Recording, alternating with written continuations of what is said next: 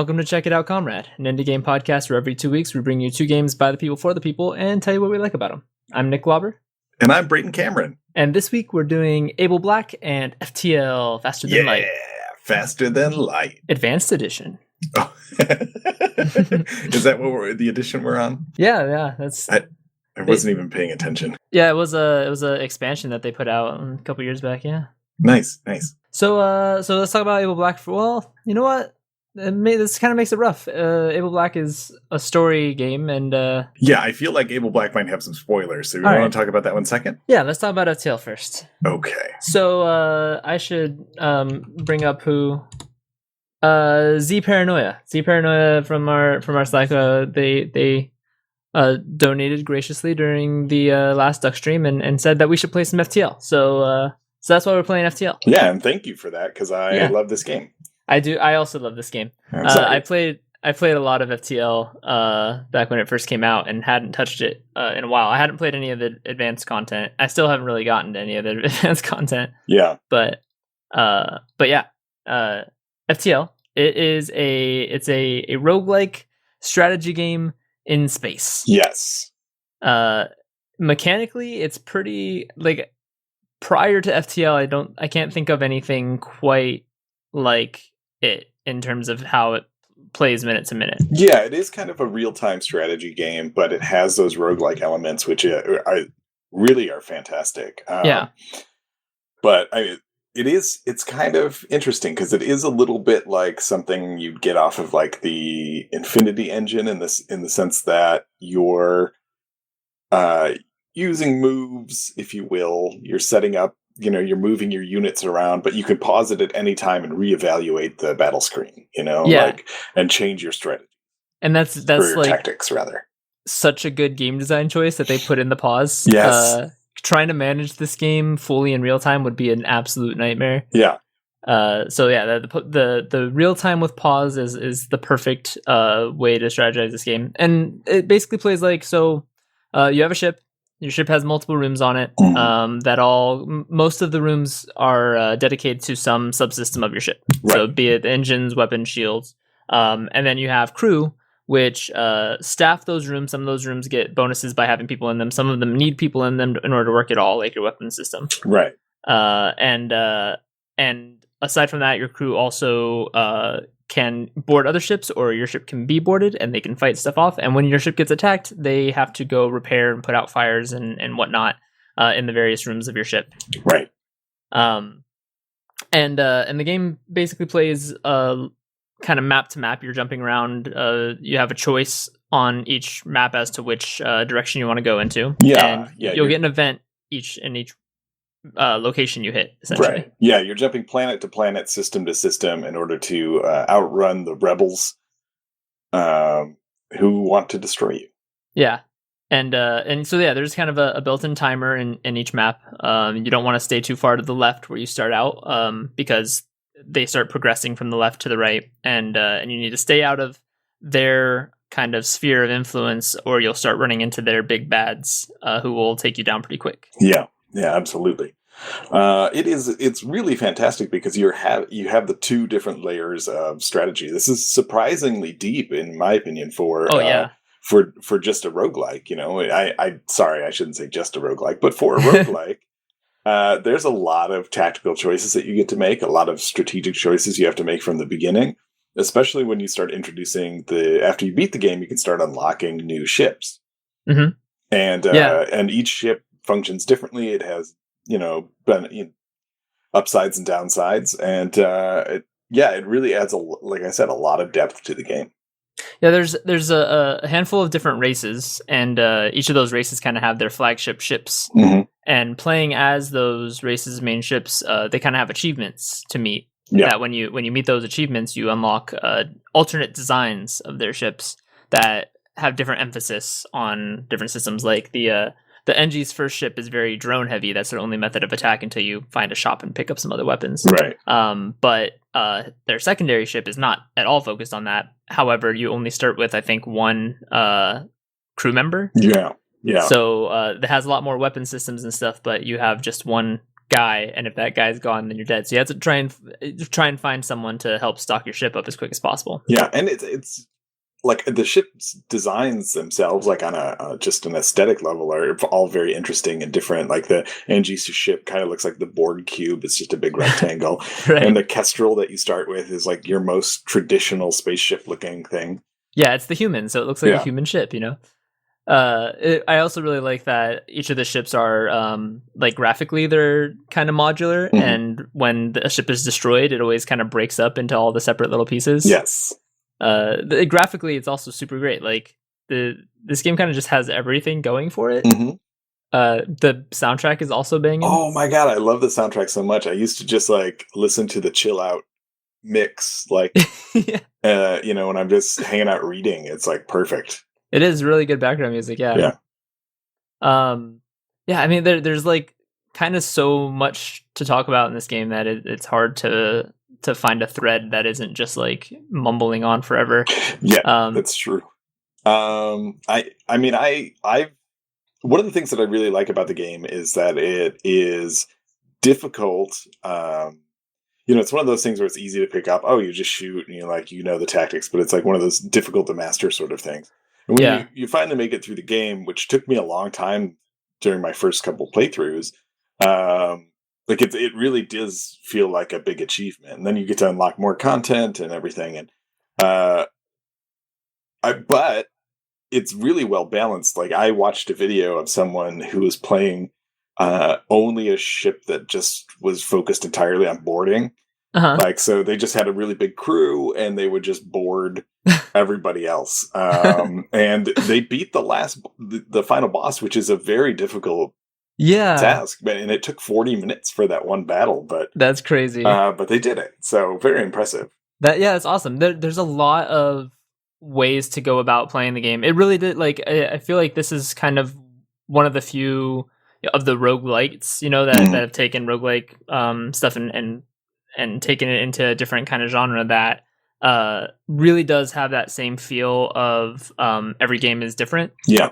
It's not only just like you're going to hit different events and stuff, but like every single ship you get and weapon systems and stuff dramatically change the game and how you're going to play it. You're going to run into different story events and you're going to have a different crew every time. We should talk about one of the things that, again, very adds to the depth is that your crew gains experience. Yeah, that's true. So I said that they can be stationed kind of in different rooms, but they actually get better at that objective when they're on it, as well as repairing and boarding and all the other things that each individual can do. So if you're trying to take a guy who, you know, has been captaining your ship the whole time and he hasn't had to do many repairs, and now he's your last guy and your whole ship's on fire, things aren't going to go well. Yeah, just hope you have good enough door control to... to put all the fires out by opening the outside doors. Yeah, just letting all the oxygen sink out. I really love that. Like those little elements that you can, you know, if you get boarded, you could starve the oxygen out of the rooms where the people, you know, where the enemies are or things like that. It's really, really cool. Yeah, that's a really fun tactic. And it's awesome that the game, not only is that like, kind of a neat thing to figure out, but then you realize the game is actually emphasizing that by allowing you to upgrade your doors and make it so that your enemies have to struggle to open them. That's really good, because if you just have the regular doors, then they're just going to run away from the oxygen starved rooms. But if you have level 2 doors, they're fucked. Yeah. Take that, alien scum. Yeah, it's really neat. So Advanced Edition, like I said, that was kind of the expansion pack they put out, which added even more systems on top of this crazy game. Yeah. Allows you to like send hacking drones over to the other side to shut down a system. Oh, that's cool. And replace a medical bay with a cloning bay that instead of if someone dies, they being gone forever, a clone of theirs will pop out who is it will have like experience drained from all the stuff that they were good at, but it'll be the same person. So you didn't lose out an entire crew member. A crew member is really hard to come by. Right, yeah. Especially good ones. I usually end up with like only Mantis crew members, and I'm like, I don't want to fight anybody. Yeah, Mantis are good for boarding. That's what they do. Yeah, but I have them like repairing everything. Yeah. it's taken hours to fix up a little fire that's in a I really like the NG. Yeah, it's a really cool race. There's it's not the NG. Who is it that someone provides power in every room they're in? Oh, that's not is it the slugs? Maybe. I forget. It's been a while, and I haven't played with them in my recent playthroughs to kind of catch up. Yeah. But yeah, so each race has their own kind of little abilities to them too. Yeah. And one of them, power management, is a big component as well. And with these guys, every person you have, when they're in a room, they're providing power to that room, saving you some overall power. Yeah, and it's rare that you're ever going to have enough power to power everything all of the time. At least not the way that I play. So it's like, right. The med bay is always the last thing that gets powered. Right.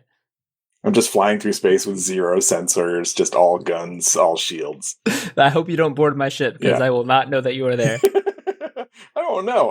I only keep oxygen in 4 parts of the ship at a given time, just to be sure. Yeah. So, I mean, FTL is a classic. We've mentioned it. Gary and I have mentioned it as a reference in many other games, just as a baseline to compare strategy and other game elements to. Because it's just so good and kind of a solid foundation in the indie scene. Yeah. That a lot of games take inspiration from. So, thank you for recommending it. I hope that you're happy with the fact that we love the shit out of it, because it's I think it is really like a indie classic in a way that only a handful of other games are regarded. So yeah, for sure. And we didn't mention it so far, but and I haven't gotten a chance to play with it, but it's also got a very robust mod scene. And you could, a lot of the mods that you're getting are importing ships from different science fiction. So, you can get the Firefly, or, the Serenity, I should say. You can get something from Babylon 5, you can get the Normandy, that sort of a thing. And it comes with a crew that's been named for you. And that's funny. Yeah. I hope that there's people out there putting mods together that actually manage to change kind of the entire play style just by what your starting ship is. Because I think it's pretty limited in what you can do, but starting ships is one of the things that are definitely moddable. Yeah. I mean, there's like there's apparently a total conversion for making it more like Mass Effect. So, so there's that. Wow. Yeah. Yeah, that's deeper modding than I even thought was going on there. Yeah. So do you want to talk about Able Black? Yeah, let's talk about Able Black. All right. Go ahead. No, please. Okay, so Able Black, Sleepwalker. This game is this was released late last year, December 21st, 2016, at least on Steam. It's also available on mobile platforms. Right, which is how I played it. Did you play it on Steam? No, I played it on my phone as well. Okay. I just noticed, Steam's a great resource for finding out who actually made a game. So, and when the date was. So this was a game by a gentleman named Scott Leach. And it is a text adventure / puzzle game. Yeah. That is definitely super well suited to the mobile platform. So, if you have that available to you, I would probably recommend playing it there. It does have positive reviews on Steam, but that's definitely not kind of where it was intended to be played. Yeah, I don't think so. I mean, you can certainly play it there. I think I played it mostly on the train. Mm-hmm, me too. It just it seemed like a lot of what you're doing is reading.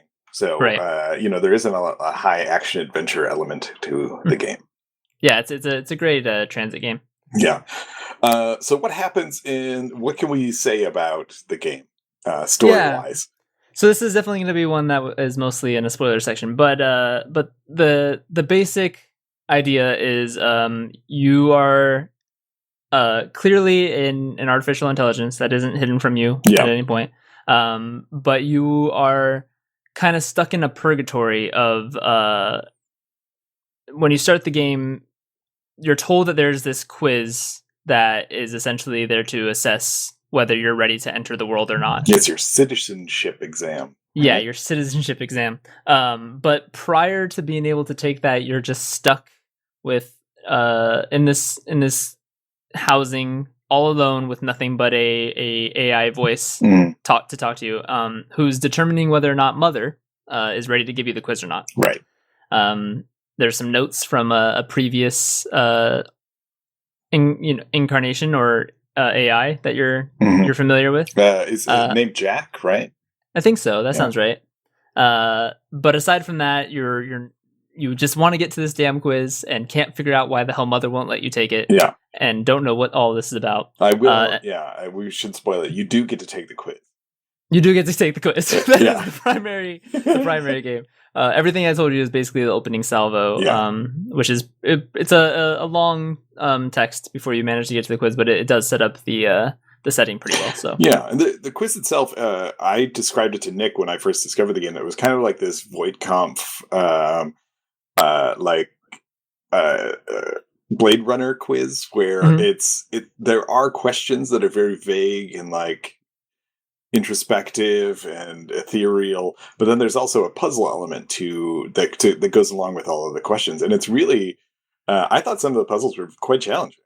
Yeah, they're pretty good. They're very IQ quizzy. Yeah, I don't know if you've ever actually like forced yourself to go through an IQ quiz, but they're all kind of this like you're seeing something, but you need to look at it from a different angle or think outside the box of what seems to be the obvious. yeah.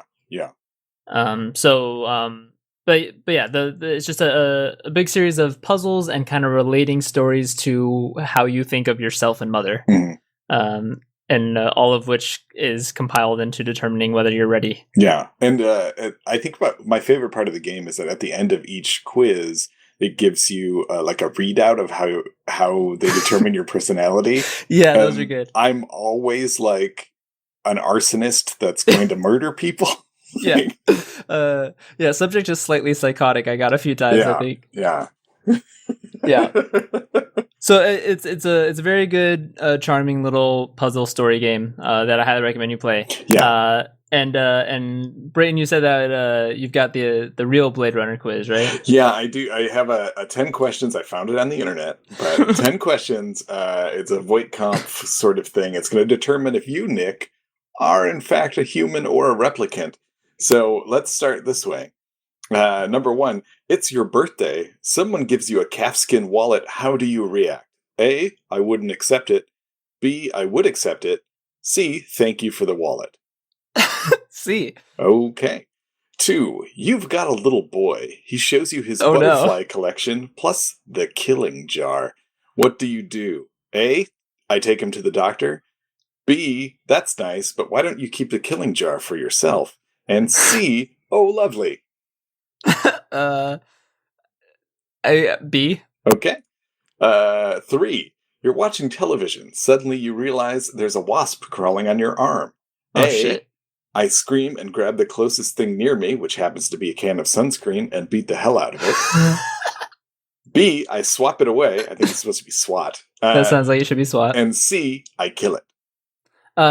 Wasps are terrible hellspawn, so I kill it. Okay. 4, you're reading a magazine and you come across a full-page nude photo of a girl/guy. Okay. You show it to your husband/wife. He/she likes it so much he/she hangs it on your bedroom wall. The girl guy is lying on a bearskin rug. Do A, I would take it down. B, I wouldn't let him her. Or C, who? What the hell? So I think it's you take him down, you wouldn't let him hang it up, or you're not married, I think is the third question. I guess let's go with the third one, because either of the other two seem really repressive and like you showed it to him, let him hang it up. Yeah. All right. 5. You're in a desert walking along the sand when all of a sudden you look down and you see a tortoise. It's crawling towards you. You reach down and you flip the tortoise over on its back. How would I do this? The tortoise lays on its back. Its belly's baking in the hot sun, beating its legs trying to turn itself over, but it can't. Not without your help, but you're not helping. Why is that? A, I don't know why I would flip a turtle in the first place. B, what's a tortoise? And C, what do you mean I'm not helping? Well, I mean, A and C sound like very similar answers. I'll go with A. Like, I'm not going to flip a goddamn turtle. That's so mean. All right, good. Describe in a single word only the good things that come into your mind about your mother. Okay. A, my mother. I'll tell you about my mother. B, music, love, summer, sun, books, movies, friends, laughter, or C, warm voice, cookies. Let's go with C. That sounds like my mom. All right. 7, you become pregnant by a man who runs off with your best friend, and you decide to get an abortion. A, what do you think I do with my boyfriend? Question mark. B, this is the worst quiz. Where did you find this? I would never do an abortion. C, okay, I think there's a first time for everything. But Jesus Christ. Let's go with C. Okay. Yeah. One more question. You're watching a stage play. A banquet is in progress. The guests are enjoying an appetizer of raw oysters. The entree consists of boiled dogs stuffed with rice. The raw oysters are less acceptable to you than a dish of boiled dog. A, I wouldn't eat boiled dog. B, not true. Or C, disgusting. Jesus.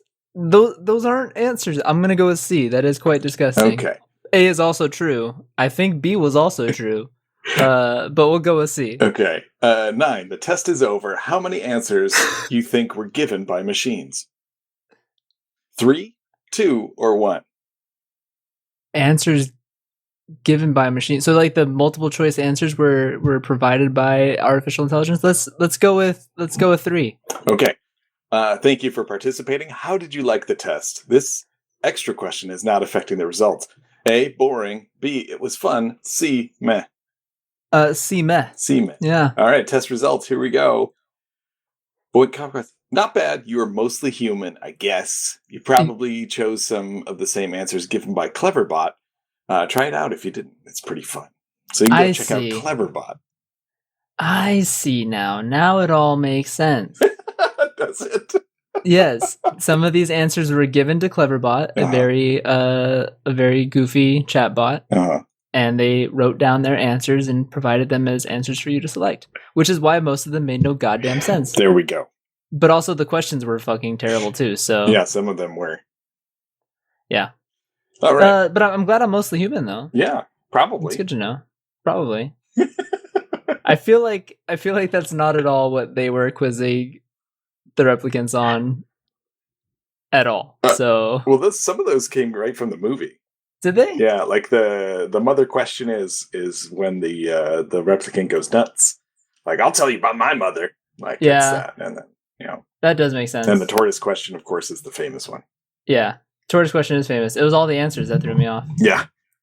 All right. Let's do some admin stuff, and then we'll get into more about what is actually with the content of Able Black, the storyline that's going on there. All right. So if you like the show, if you want to support us and the rest of the Duckfeed TV network, you can head to patreon.com/DuckFeedTV. And there you can throw us, $1 or $2 a month and get some great rewards like early access feeds or access to our Slack channel. Mm-hmm. And we are utterly and entirely supported by that means and almost that means alone.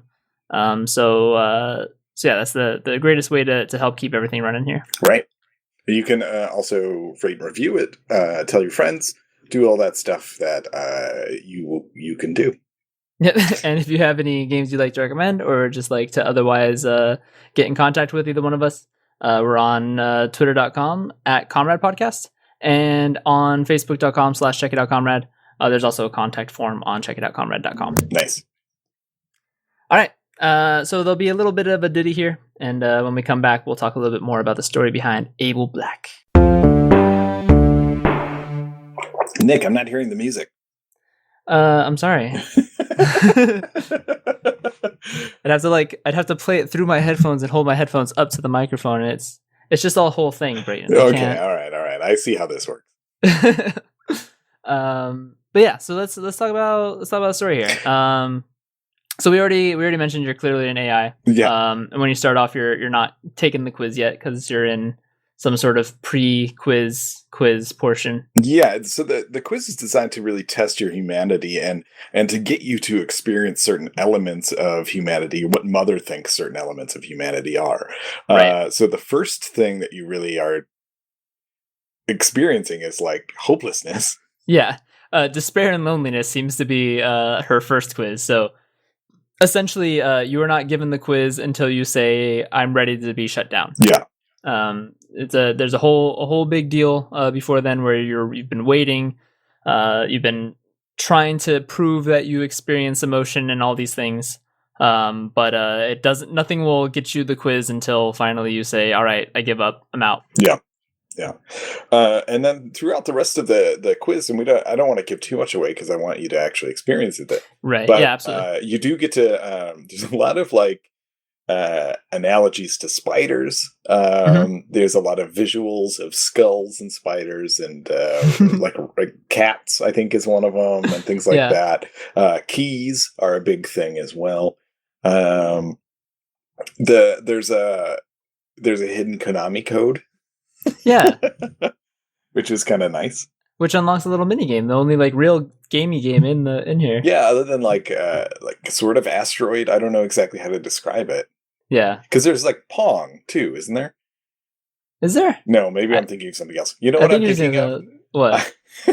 There's this data mining program called Alteryx that I use. It's a data blending program I use at work, and I found out there's Pong is in it. And that's like a little Easter egg somewhere. Yeah, that's funny.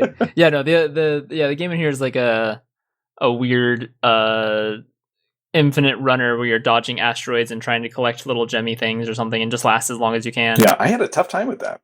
I had a tough time too. It took me a few tries. Yeah. But as we go through the story, and again, I don't want to give away too much, but I think what is compelling about the story to me is that you have the only communication that you're having with is your character and the like AI bot that is basically allegedly doesn't have life itself and is just kind of programming you to get you to take the quiz, right? And do a few other things. He's just kind of like the house AI. Yeah, it seems like. But it's like it was really like an unreliable narrator. Because it reveals things to you, and it's withholding information on purpose, and it's really interesting that like I feel like I can't really believe anything that happened. Right. Yeah. Did you play Talos Principle? Mm-mm. Okay. I've been wanting to, but I haven't picked it up yet. Yeah, it's a shame we did that before you came on. One, it's an amazing game, but two, it also deals, the storyline of it deals a lot with a very similar concept, where you're an AI being tested to see if you're ready. Like the program's been iterating on artificial intelligence for who knows how long, and you are now running through the test suite essentially. Okay. But there's a lot of kind of throwbacks to previous iterations. You find notes left by previous iterations in a very similar way to here, except instead of just one, there's quite a few, and they all kind of have their own personalities to them. Interesting. And the game itself is, just a puzzle, first-person puzzle platformer type deal. Yeah. Which the puzzles are really great. It's a very enjoyable game, but I felt like these kind of dealt on a similar level of kind of that idea of what would be your baseline for deciding when the AI is ready to be taken out of the test suite. Yeah, and I if there's one thing I wish the game did is that if it allowed you to make the last story decision, when it's do the needs of the many outweigh the needs of the few, like sort of a thing. If it actually let you take that and then dealt out the consequences accordingly, where either maybe you're restarting the game, maybe you're somewhere else, maybe something else is going on. Like I would have liked to have been able to make that last decision, and I feel like it would have made the story a little bit better. But yeah, no, I agree with you. That's an interesting thread. I think there does seem to be some failings in terms of like missed opportunities. Sure. That's certainly one of them. And then we were talking about this the other day. There's a lot of kind of hidden, we talked about the game, but there's other kind of hidden content that you find notes from a human that you interact with. Yeah. Kind of interact with. Yeah. Through these other kind of menu items that are grayed out unless certain things have been met. And most of them have to do with things outside the game. Yeah. Specific times or dates. Yeah, and I really hate those. Yeah. It's the reason why I never finished what is that game? Hold on, let me look at my Steam library and see if I get the Sword and Sorcery game. I never finished it. because it was like, come back on a full moon. I'm like, fuck you. Right. No, I'm not going to do that. Yeah. I don't like it in concept in general anyway, but there's also just the fact that what you get as a reward for actually coming back at specific times, which you can flub by just changing your phone's date and time. Right. But you just get more notes, and there's only one that I feel like has any compelling addition to the story, and that's the one that happens for playing through the whole game without taking any hints. Yeah. All the rest are real fluff and not worth the effort. Yeah. So it's a real big missed opportunity there, but yeah, I kind of get wanting to like add more playthrough to it or some playability or whatnot. But like for me, if something's like come back at 3 a.m., I'm just going to be like, no. Yeah, nope. Because chances are, if I'm up at 3 a.m., I'm not going to remember this. And then, I'm not going to stay up just for it. What's even worse, I set a timer, like an alert, tell me like come back and check at 3 a.m. I was like, I set it like 1 a.m. on Friday, and I was like, okay, I'll stay up till 3 a.m. I'll come check it. I wasn't paying attention, checked my phone at 3:01, and the option wasn't fucking available. Are you serious? It's exactly 3 o'clock. That's so bad. It's exactly 3 o'clock. So I was like, fuck it. And I went and like looked it up, and I just changed my phone's clock to 3, and then was sorely disappointed by what resulted anyway. Yeah.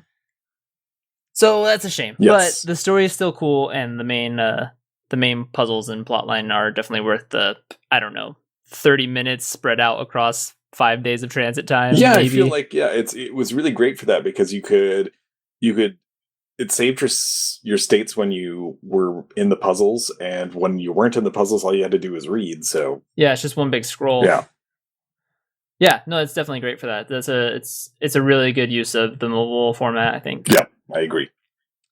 All right, I think that's about it, Brayton. That's it.